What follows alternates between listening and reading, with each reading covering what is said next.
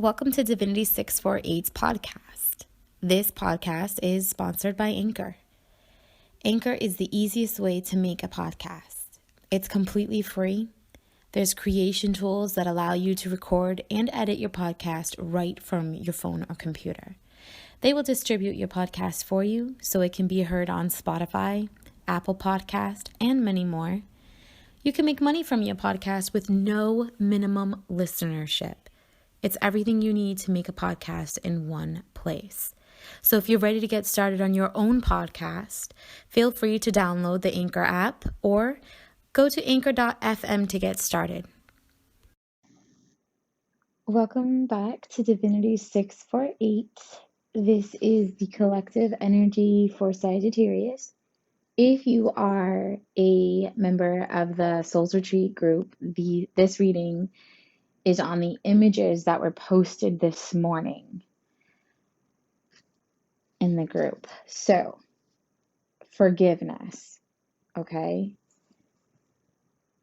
Sudden moments of bursting out into tears, especially in the shower. Moments where you're waking up just feeling like maybe a pile of bricks kind of came off the shoulders, right? Or if you have that achiness or that burden on your shoulders, you need to work on forgiveness, okay? So if you've been feeling like you have that weight or there's discomfort on like behind the neck, on top of your shoulder blades, no more than an inch down your back, right? That is going to be emotional and mental burdens that have to be worked through. You need forgiveness. It's also important to acknowledge that forgiveness doesn't have to happen out loud. It can happen within. Looking at a situation, seeing it for what it is, and forgiving yourself if you were the aggressor, right? By simply saying, I forgive myself for allowing myself to behave in such a manner. And I forgive them for anything that they may have done or not have done that caused me to feel that my behavior may have been warranted, right? And then you want to just accept that you were able to give an apology, whether that person verbally hears it or not, okay? Spiritual conversations, also known as prayer, doesn't just happen with saints. It happens with one another. So if you're in conflict with someone, the same way you would pray to your supreme being, whoever you may call it, depending on your place of origin, you do the same for individuals that you interact with. So if you have, we're not talking, or my throat, a lot of people, a lot of Sagittarians are dealing with the throat chakra being out of balance. Selenite, okay? Selenite, liquid moon, whatever you want to call it, would be fantastic for you. You could also drink Egyptian licorice tea from Yogi Teas. The ingredients are all organic roots. So that brand is on point with their products, okay? So back to this forgiveness energy. You don't have to physically have a conversation with someone in the physical realm to apologize to them on levels that need to take place, right? You can have a spiritual conversation with them, clear the air with them. You speak from the heart and you do it internally the same way you would try to manifest or converse with your God. So it's important that you believe in that and you do that.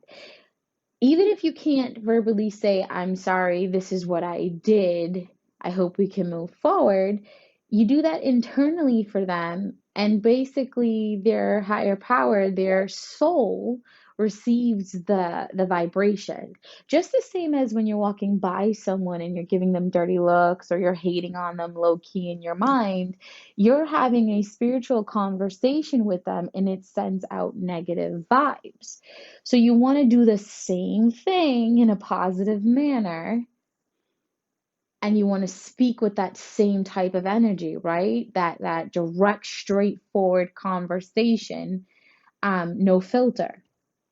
So you're either going to be on the receiving side of that or the giving, and it's definitely acceptable to be on both sides with all of this retrograde energy. Now, another phase in this current energy for Sagittarians is going to be reflecting on your past, right? The things that you have gone through over the course of your life has been preparing you for everything that you are experiencing, one way or another, somehow, some way, right?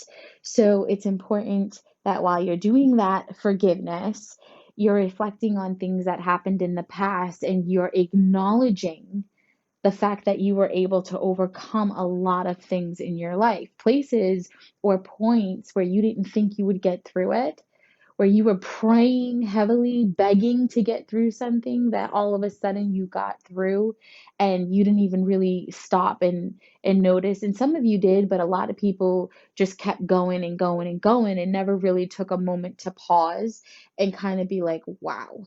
And even if you did took a moment to pause, do it again.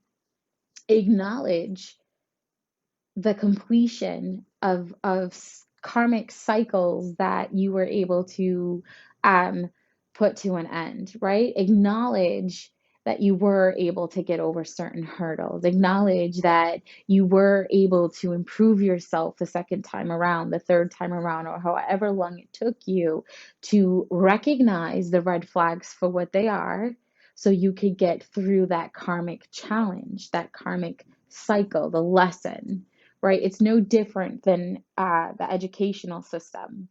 You go through a course of learning a certain topic, right?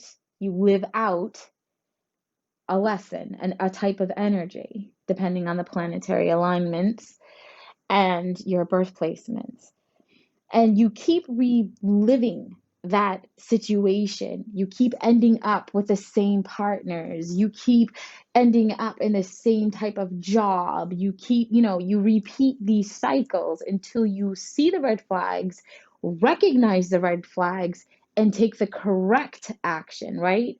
No more shoulda, coulda, woulda, or I wish I ended things on this manner. No, you've got to own your shit. See it for what it is, accept it, correct it, so you don't have to relive it, right?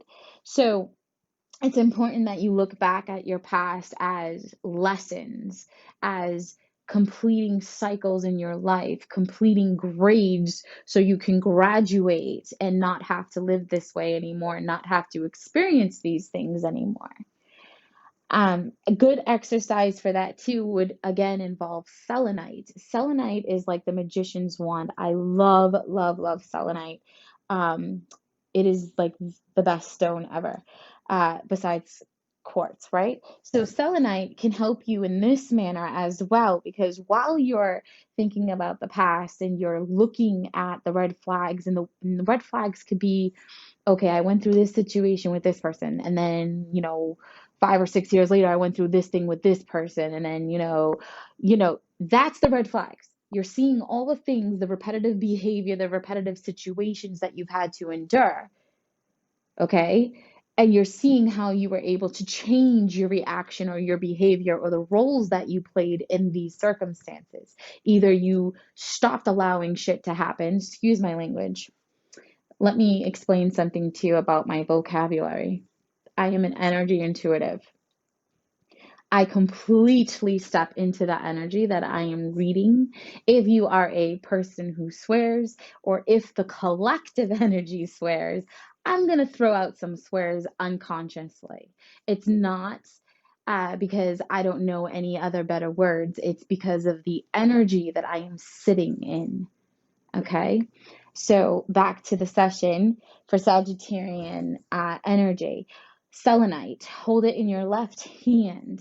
Even when you're doing the forgiveness, right? When you're working with selenite, you want to hold it in your left hand and you want to pray over it. You want to pray to your inner self.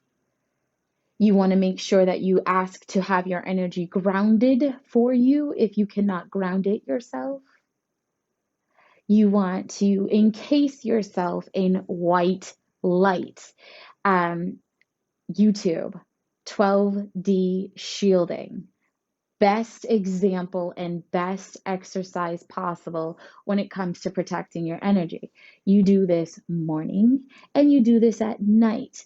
You always want to go to sleep grounded and protected. So when you wake up in the morning, you're not dragging ass or feeling like you've been through it, right? You want to actually have a good night's sleep. So you want to put yourself in white light. So you ground your energy with the selenite wand in your left hand. You put yourself in white light. The way that I personally do it is I see the white light that selenite gives off. And when my eyes are closed and I'm holding it in my left hand, I envision that light growing bigger in a nice round sphere that encases my entire being. And then it gets bigger and bigger and bigger. So it surrounds my entire building that I live in. It gets even bigger, right? So it does like eventually the entire planet. That's because external influences do not hesitate at an opportunity to mess with your energy. So you always put yourself in light to protect yourself, even if you're just listening to a session like this through podcast. I am channeling. I am pushing energy through. You want to protect yourself, even when you're working with other readers. If you're listening to other YouTube channels that do readings, always protect your energy before you start listening because you're opening yourself up to somebody else's channeling and energy is fluid. If it doesn't belong in your life, if it's not valid in your life, you don't want to manifest it by actually getting fixated on it due to the fact that you're so focused on your listening. Always put yourself in white light. So, Sagittarians, when you're working with selenite or anyone, cross watchers, listeners, you hold it in your left hand and you do that exercise with picturing. I like to do the roots white, like white light, and also the color of actual roots, like the little tiny baby spidery roots where they come out all over the place and then they grow huge into down into the earth's core. You grounded your energy by rooting yourself to the earth, okay? Doing the 12D shielding exercise in that YouTube video, you are grounding yourself energetically and protecting yourself. So that does everything for you. Watching the video with the intention of having your energy protected and grounded the same way is all you need to do for it to work for you, okay? I am open to receiving the benefits that are being described in this video as I watch it. Nothing more, nothing less. Selenite, left hand, grounded, protected. You focus on the things that you've gone through in your life and you say, excuse me, you put it in your left hand, you're focusing on your past, and you take a few deep breaths in through the nose, out through the mouth, if possible, but not shallow deep breaths either, right? You go really deep and you let it out slowly. Close your eyes, relax yourself, nothing cross, and you reflect on all the things that come to your mind, regardless what it is, and you have that spiritual conversation as you feel is appropriate. So that's for working with selenite to do forgiveness, even though forgiveness is a spiritual conversation with someone if you cannot do it physically. And then the other phase of the energy is reflecting on the past and accepting and acknowledging that these are successfully completed life lessons, karmic cycles, karmic patterns. Okay. And then the final phase of the current energy is realizing that you're following your intuitive guidance. You're listening to self more, right? How many times have we like not listened to ourselves and then later on we kind of get angry and we're like, I never listened. Why didn't I listen to myself? The difference between external influence and inner guidance is inner guidance comes from your core, right? Like just above your belly button, all the way up to just above where your chest is, right? Like less than an inch of your collarbone area. This is what the core is, okay? That's your core.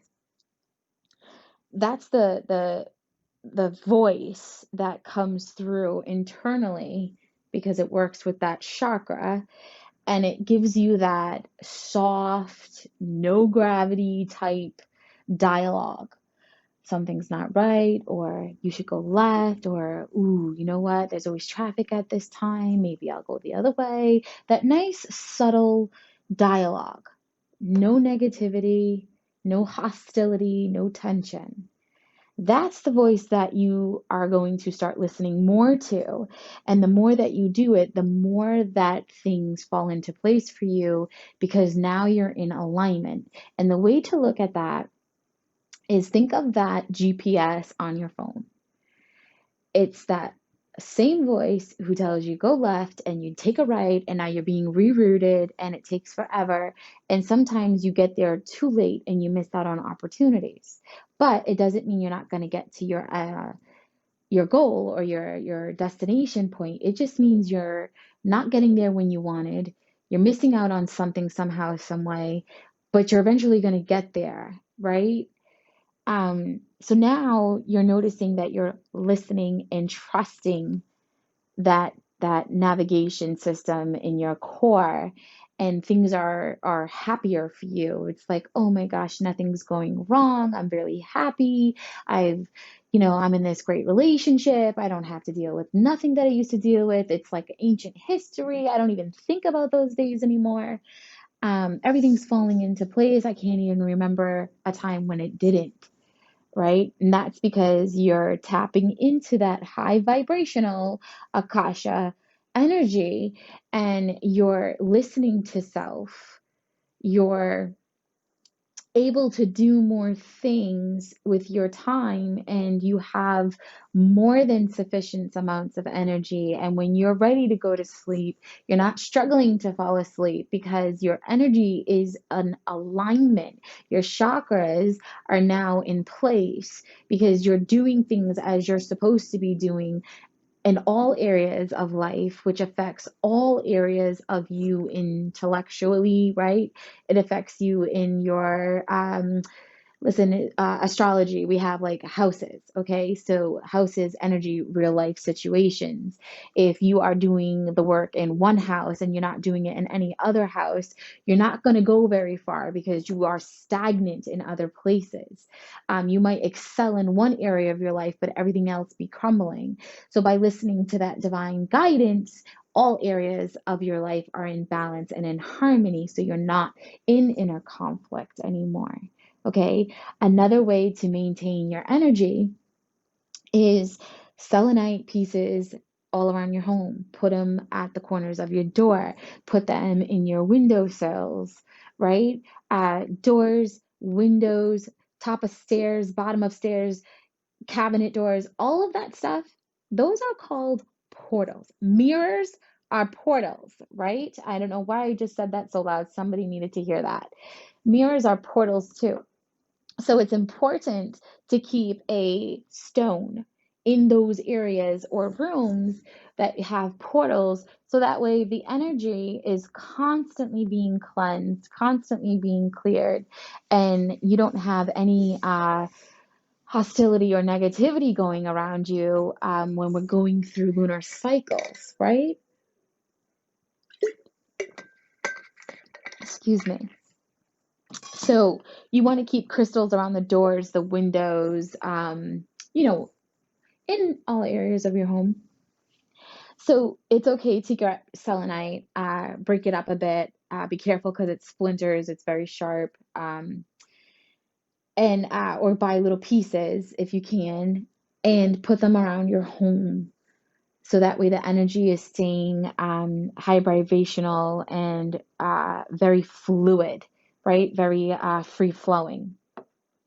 So keep listening to that divine guidance so that way things can unfold for you as it's meant to without blockages.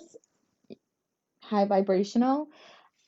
Find forgiveness for those who have crossed you and forgive yourself for crossing others. Have spiritual conversations with them, the same you would with above, you would with people around you. So you can have healing and growth in all these dimensions and layers. That's the energy that we have at the beginning of November 2020 for Sagittarian, regardless of your placements, right? Sagittarian energy, no matter what, this is the energy for you. It will apply in different parts of your life based on your Sagittarian placement. Regardless to the placement, you want to look at where Sagittarius is in your houses. That's the house that you want to focus on and see how this information is going to apply to you. If you do not have a birth chart done, Astro Cafe does them for free. Do not pay for it. There's plenty of resources online to receive free, accurate information on your placements. You could also go to the recommendations tab on my website. There's a book called The Only Astrology Book You'll Ever Need. At the back of the book, self-explanatory, really easy to use guides, charts, grids that you can look up your birth year, your month, and it will show you your actual placements. I trust these placements over Astro Cafe as far as moon sign goes and rising because it's a little bit more accurate depending on other things in play. I've noticed it's more accurate for me anyway. So check your placements, follow through. Remember, you have 12 zodiac houses, which means you have a lot of signs and listening to do, right? To complete the whole puzzle, you have to listen to all of your placements, primarily Sun, Moon, Rising, Venus, Uranus, okay? If you'd like to schedule a private session, please visit divinity648.com. Book now will give you a list of my services, an explanation, the cost, and you can schedule it right from the same tab all the way through to completion, okay? If you need a session and the time frame is not available on the website, use the instant message feature and contact me. Tell me the time and the day that you're looking for, and I can see what I can do to accommodate you. There is no extra fees for same day appointments. First come, first serve, right? And if you'd like to see the images for this reading, they are available online on my website, Divinity 648, in the group section under the Soul's Retreat. In previous episodes, I would call out that I'm going to post images of these readings on social media, and I never did because you do not own your content completely when you post to those avenues.